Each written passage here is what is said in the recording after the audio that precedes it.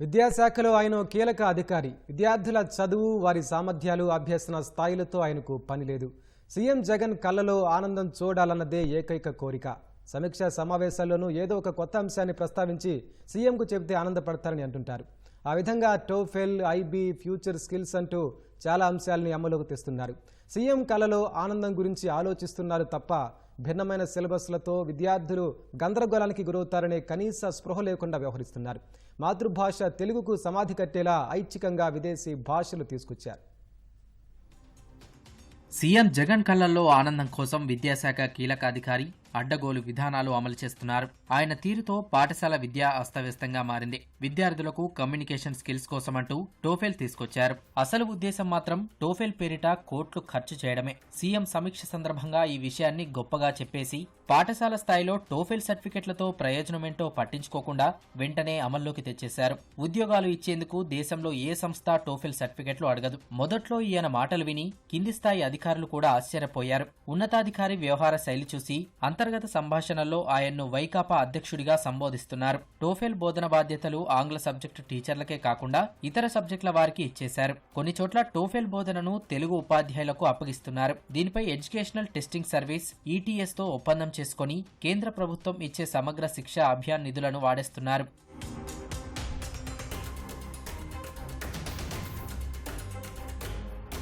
TOEFL పూర్తి స్థాయిలో అమల్లోకి రాకముందే ఇంటర్నేషనల్ బ్యాకలారియట్ ఐబీ అమలు చేస్తామంటూ సీఎం సమీక్షలో ప్రతిపాదించారు. వచ్చే ఏడాది నుంచి అమలు చేసేందుకు సిద్ధమై ఆ సంస్థతో ఒప్పందం కూడా కుదుర్చుకున్నారు. విద్యార్థుల చదువు, సామర్థ్యం, అభ్యసన స్థాయితో సంబంధం లేకుండా రాష్ట్ర సిలబస్, సీబీఎస్ఈ, టోఫెల్, ఐబీ అంటూ విన్యాసాలేంటని విద్యావేత్తలు ప్రశ్నిస్తున్నారు. టోఫెల్, ఐబీలపై చర్చలు జరుగుతుండగానే మరోసారి సీఎం సమీక్షలో 9-10 తరగతుల విద్యార్థులకు ఐచ్ఛికంగా జర్మన్, జపనీస్, ఫ్రెంచ్, స్పానిష్ లాంటి భాషలు నేర్పిస్తామని ప్రతిపాదించారు. సీబీఎస్ఈలో భాష ఎంపికకు ఐచ్ఛికాలు ఉంటాయి. రెండో భాషగా విదేశీ భాషలను ఎంపిక చేసుకుంటే తెలుగు బోధన ఉండదు. అంటే మాతృభాషకు సమాధి కట్టినట్లే. ఇప్పటికే సీబీఎస్ఈలో 5 సబ్జెక్టులు ఉండటంతో హిందీని తొలగించాలని నిర్ణయించారు. బోధనే తప్ప 10వ తరగతిలో ఈ సబ్జెక్టు పరీక్ష ఉండదు.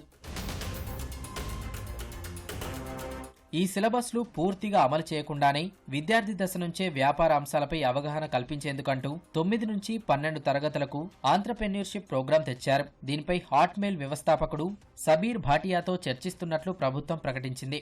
డిసెంబర్ 1 నాటి సీఎం సమీక్షలో 6వ తరగతి నుంచి ఫ్యూచర్ స్కిల్స్ శిక్షణ అంటూ మరో కొత్త అంశాన్ని తెరపైకి తెచ్చారు.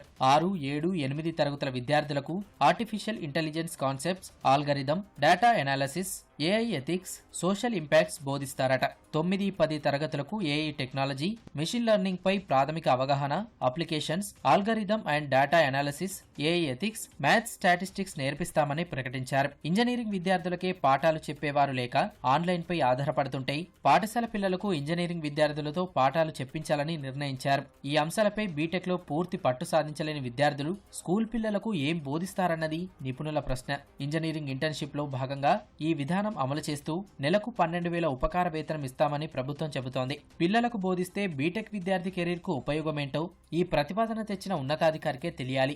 ప్రభుత్వ పాఠశాలల్లో ఇప్పటికే బైజూస్ కంటెంట్ అమలు చేస్తున్నారు. మరో 1000 పాఠశాలల్లో సీబీఎస్ఈ సిలబస్ అమల్లోకి తెచ్చారు. టోఫెల్ కు ప్రత్యేక తరగతులు నిర్వహించాలి. ఉదయం నుంచి సాయంత్రం వరకు తీరిక లేకుండా ఇన్ని రకాల సబ్జెక్టులు ఉండగా ఇప్పుడు ఫ్యూచర్ స్కిల్స్ శిక్షణ అంటున్నారు. 5వ తరగతి విద్యార్థులు చిన్న చిన్న ఇంగ్లీష్ పదాలు చదవలేని పరిస్థితి ఉంటే ముఖ్యమంత్రి మెప్పు కోసం పూటకో విధానం తీసుకొస్తూ వాస్తవ విరుద్ధంగా వ్యవహరిస్తే ఉపయోగమేంటని నిపుణులు ప్రశ్నిస్తున్నారు.